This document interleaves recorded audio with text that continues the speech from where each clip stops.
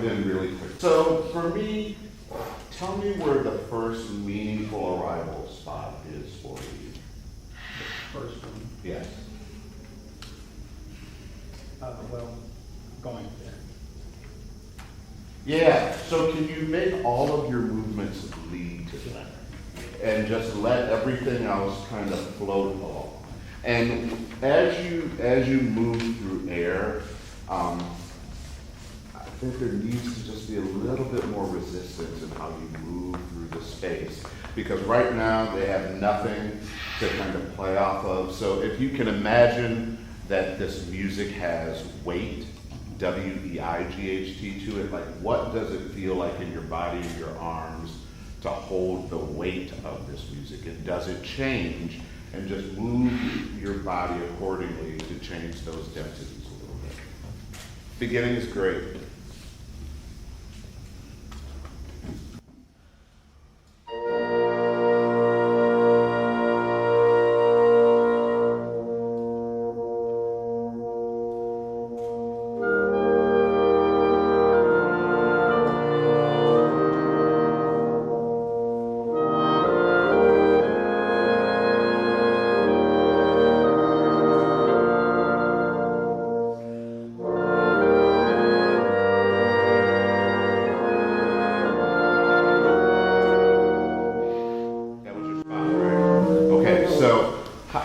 Explain the first two bars to me. What does this music sound like in your concept?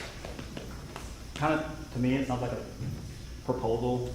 It's like, so, kind of a corny story. Okay, we're here for stories. It's almost like a proposal. You're like, you announce, and then you ask the person to marry you, and you're just confessing your love, and you're telling them about your relationship, and then it goes into the excitement dance. Okay, and you're proposing to one person, right? Well, yes, but yeah. And it is an intimate moment. Right. So can you get everything just closer to your heart and just smaller? So that there's just be smaller, have hands closer together, and just let the music flow. Because as much as you want to pronounce, that's the game we're given. Okay, beginning again.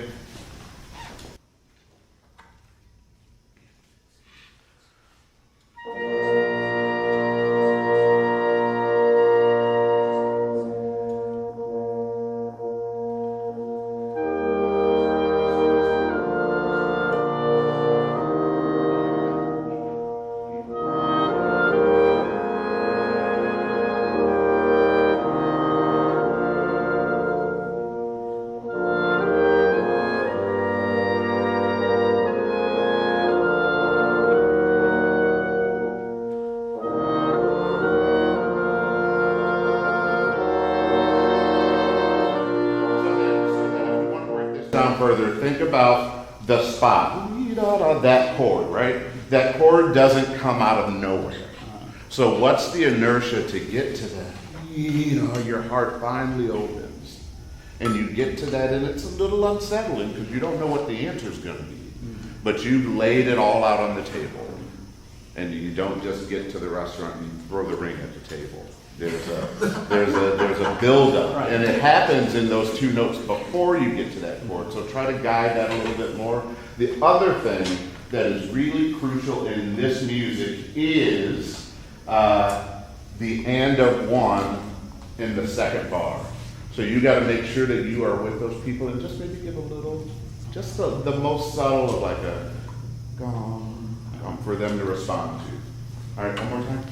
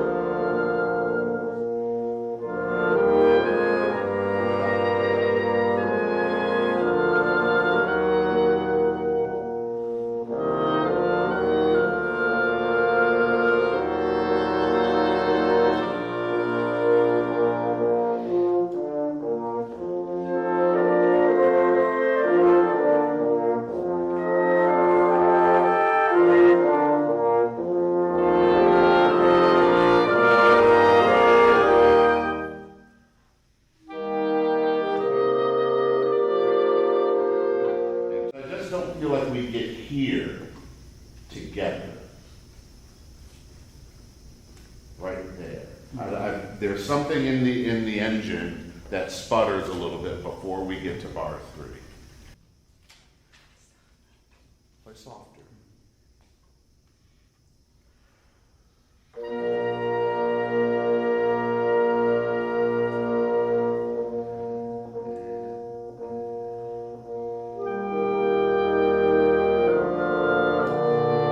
Don't let them speed up.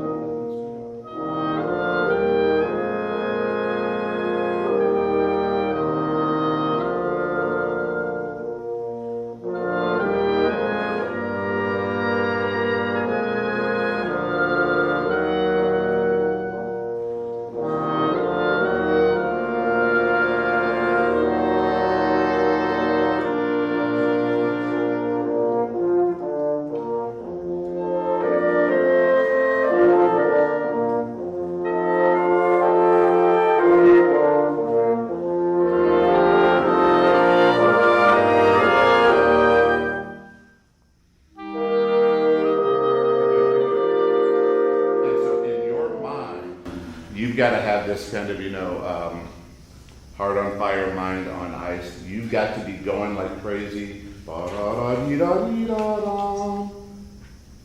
Because beat 3 will fall apart from a precision standpoint if you aren't thinking about it before you get there. That's a 6, right? Mm-hmm. Measure 6.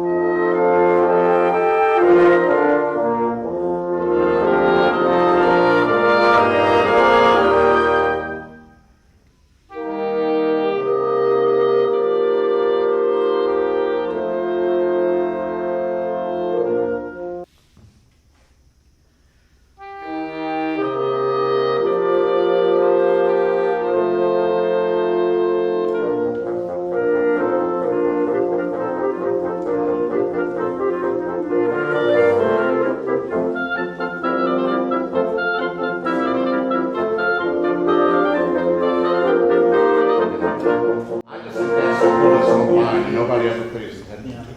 I just think it's really fun.